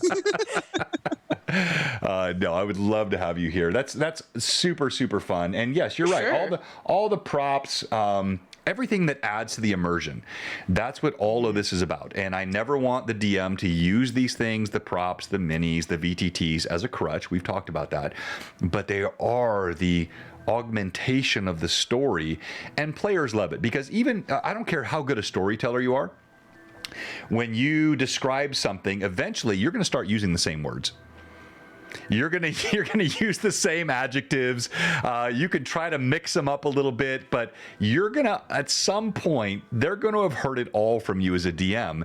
And when you pop out that letter, when you bring out that wicked looking mini, something that just like it grabs them, and now you pull them into another world. So it is, I think, something that is very important for DMs to explore. It can be cheap. It can be free. You can make your own letters. You can burn the edges off a piece of paper with a lighter and make it look like a scroll that they pulled off a desk. I've got those. What was those markers I bought, Evelyn? You saw them. I haven't even used them yet, but they're disappearing ink. You know what I'm talking about. Yeah. There's all kinds of fun stuff out there that you can get. We didn't have this stuff when I was a kid. Back in my day, we had to walk uphill both sides. It was raining and snowing at the same time, and we had to take our minis and carve them ourselves out of raw wood, and our blisters would grow and bleed all over. So our minis, they were all red, filled with our own blood as we played. But we didn't have this stuff, and because D&D has become mainstream, 5e, give Wizards of the Coast credit. They've done a great job. Lord of the Rings, Stranger Things, Game of Thrones. There is so much major media that is part of our social culture now that has made this game mainstream, and now we have everything at our disposal you can use to help tell stories. Sorry, I went a soapbox there. Chandler, go ahead. You want to say something, I tell. Oh, I just put something in the chat. I think everything that you're saying is spot on, and the players want to see that the DM has put a lot of effort into this time that they've all set aside, and I think those are great ways to do it. Also, if you are a DM who maybe doesn't meet with their players physically, something fun that you can do is either send packages to your players, or I had a character who the players were asking for directions to a certain thing, and this NPC had them and drew a map, and I had drawn out the map in sand at the beach that wasn't too far from my house, and I dropped that in the chat, and it was such a fun moment for me and such a fun moment for them of yeah, of course, they didn't get to be there, but physically describing she angles her trident down and draws out this little crude image for you. Oh, the immersion. It was just super fun. So you can do physical stuff even if you are working with something like Roll20. The packages take a little bit of work, but they can be super fun, especially like making somebody have a package and not letting them open it until you're in the game or whatever. Exactly. Bad. You're bad. You're mean. Yeah. Hang on one second. I think I can top that. I had in one of my campaigns the players, like Pavlov's dogs, whenever I pulled out this one file where I kept everything, they knew that they had found something, right? Because they were like, oh, he's grabbing for the file, that means we're close to it. So then I just started putting the file in front of me even when there was nothing. That way they got really paranoid and started searching for stuff. That's fun. No, that's absolutely that's good DMing, and roll dice Keep them sometimes. on their toes. Yeah, roll Yes. dice sometimes when there's nothing to roll. Do that all the time. Yeah, it's like those are all. So I was showing this. And get a big heavy dice too, like a metal. Let them hear on top. Yeah. Sorry, Evelyn is having concussive PSD. So I've got these big heavy metal dice. I roll them in my tray and they bounce around. What an ominous sound. Exactly. Now I didn't show this. Gotta have the metal dice. So I didn't show this. No. I didn't show this to flex my terrain here. This is brand new. I just showed this last week. One of my players and one of our viewers, Fraley17, Patrick, he 3D printed this, painted it, and gave it to us. This whole thing, and it's all like modular. Everything opens up. I showed it on Sunday. So yeah, when you have great fans and friends, they will help you along the way. And I love the stuff that I get sent from all of my viewers. You guys are the best. That's so cool. I was just going to show you something that I had made, because you were talking about props, and you pull out that big ass boat, and I'm like, oh. No, please pull it out, please. Go ahead. No. Don't do that. I didn't make them. Well, I kind of did. I asked, but nicely. I asked my girlfriend to go and grab this for me, because I made this out of a paper roll, markers, and hot glue. The lizard folk tube that I had made. Oh, that opens up. That is awesome. What? Oh my gosh, I have a dice bag right here that looks so much like that. Yeah. Look at that. That's crazy. That's outrageous. That's awesome, really Hob. like making the props. So like when they were like, oh, they're gonna go into the boat and they're gonna find these lizard folk, I was like, they have to find this. So I All right. made it. And they're like, wow. All right, so look, Hob, on Friday night, I've mentioned this. It's not just the featuring of the Overgord. I will be showing Tailspire, which you saw on the screen a moment ago, but I have some custom terrain made by Bill the Master Crafter. He goes by Satcher Scorn. He makes all the stuff for Jay, Lord Gazumba. So the Grand Melee that will be part of VGHC, he did all of that. He made me a beautiful setup that I'm going to show on Friday night here on the table. That's kind of what I'm hiding. It's all custom stuff that he creates. He's got foam board, and he's just he's a master crafter.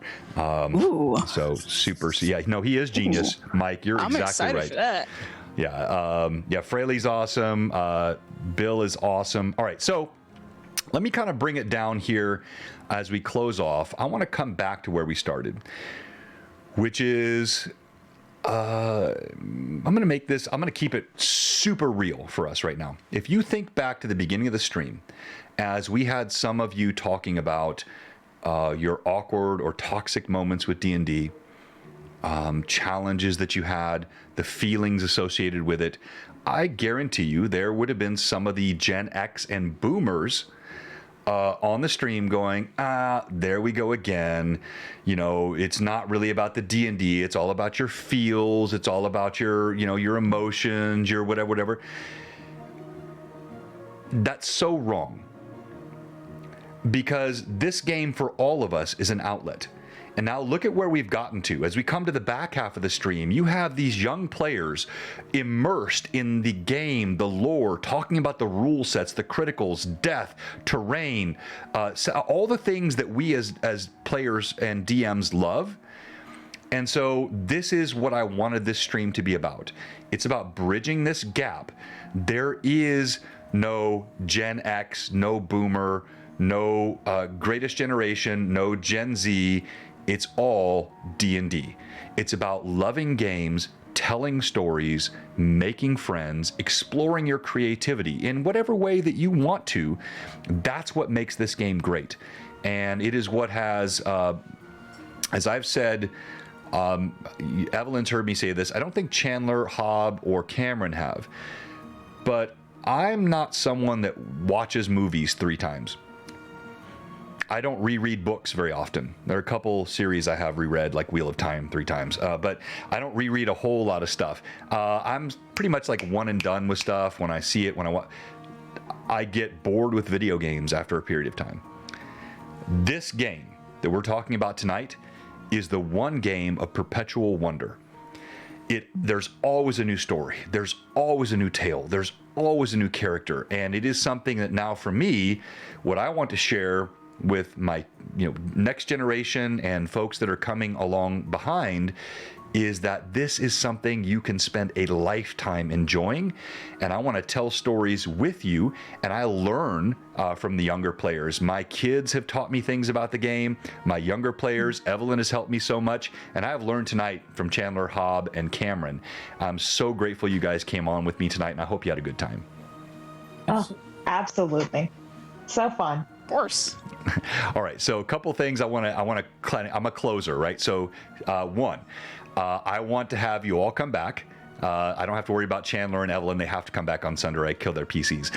But for Cameron and Hobb, what I would like to see is I see 2 visions for Blue Box. One, I see a couple of one-shots. And now, Hobb, I want to be careful. I am not trying to steal you from Josh. Josh found you first. You belong. No. You belong. Yeah, you belong to Josh.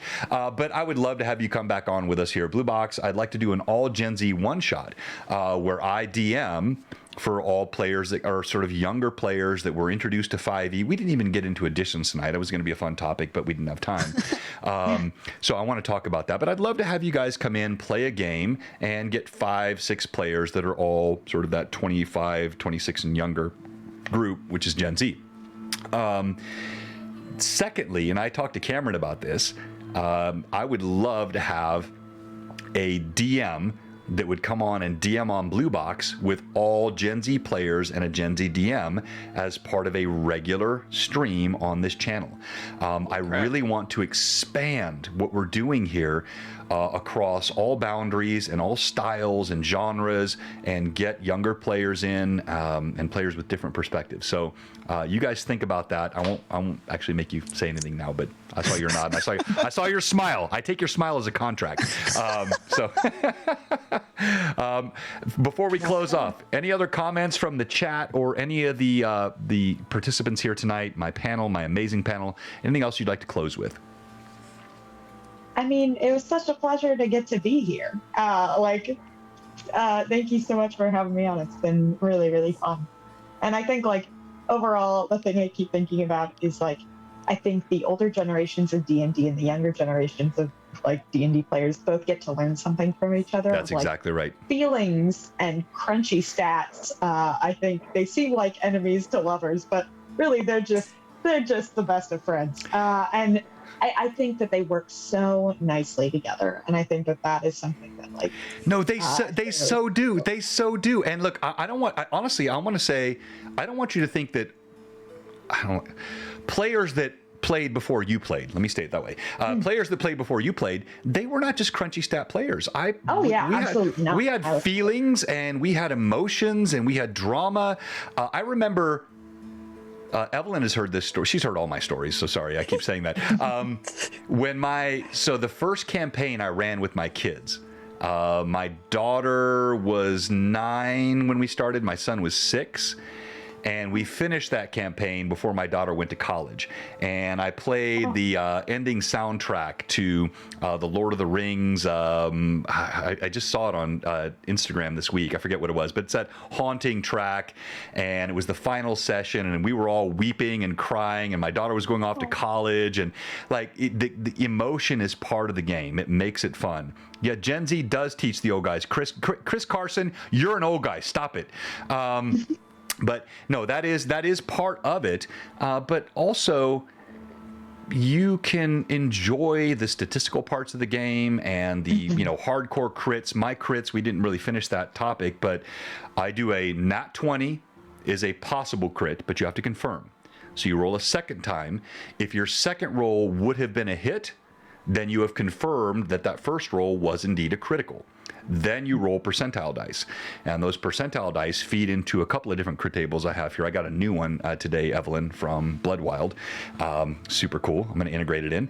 And it could involve immediate death.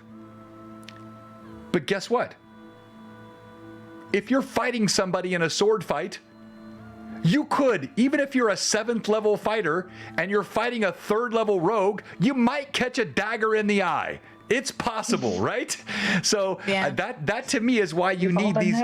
Exactly. So that's why you need these vicious crit tables. But you have to have, there's a whole balance of this. I've got other streams I've done all on crit tables, so I won't go down that road deeply.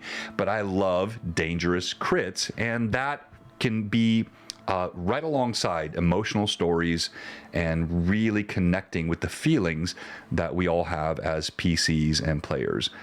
Slow, death ray, called shot.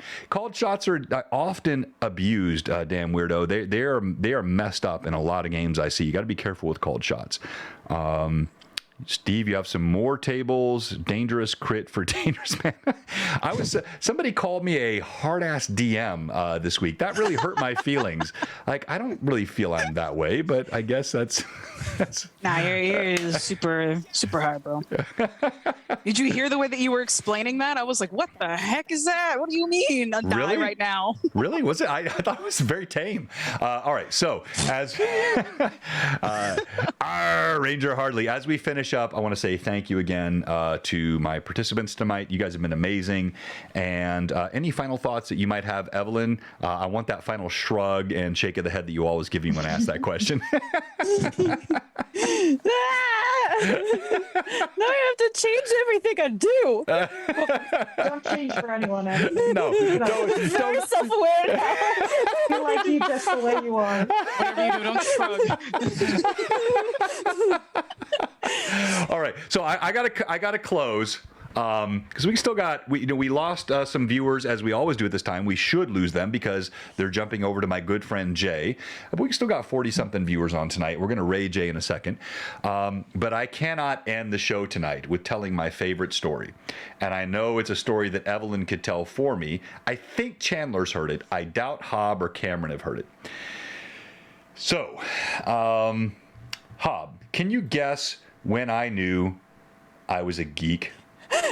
Yes, I do. Yes, I know you know this. I'm assuming straight out the womb. No, I really didn't, because I didn't know what a geek was straight out the womb. And I was raised in a really strange house, and we won't get into that, but yeah, definitely a tough upbringing and tough background. So here's when I knew. I've told you already. I started playing D&D when I was 7. I was either 7 or 8, somewhere around 2nd to 3rd grade. And our brand of D&D was, I'm sure, the most bastardized, ridiculous brand of D&D. I don't think I knew anything about what I was doing, and none of my other players did. And who knows what those crazy stories we told were. Hang on, let me turn that down. That's too loud. 1 second here. My music got really aggressive. All right. So... Just setting the stage, John. Yeah, exactly. So here is when I knew. My, I call him a stepfather. He wasn't actually married to my mom, but we'll call him a stepfather. He was a really good guy. He had some Playboy magazines that he kept in his room. And I, as an 8-year-old boy, found them.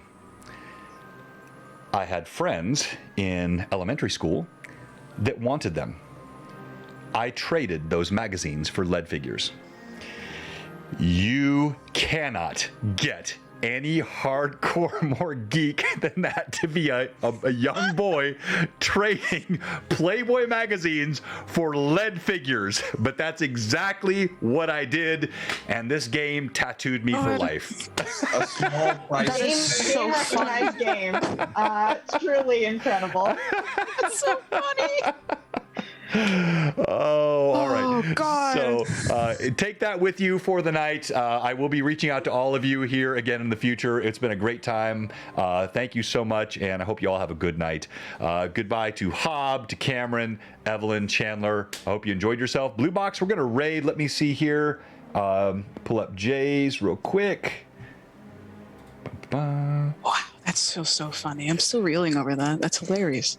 What did Vivi said something when I told that story? I forget what it was. She said I was like I don't know, the goat, something like that. But all right. 3, 2, 1. Raiding now into Lord Gazumba. Blue Box signing out. All kinds of D&D goodness coming this week in Virtual Greyhawk Con. Thank you to my amazing panel, and we are raiding now. All right. Yeah. I think we're good. Let me kill the stream.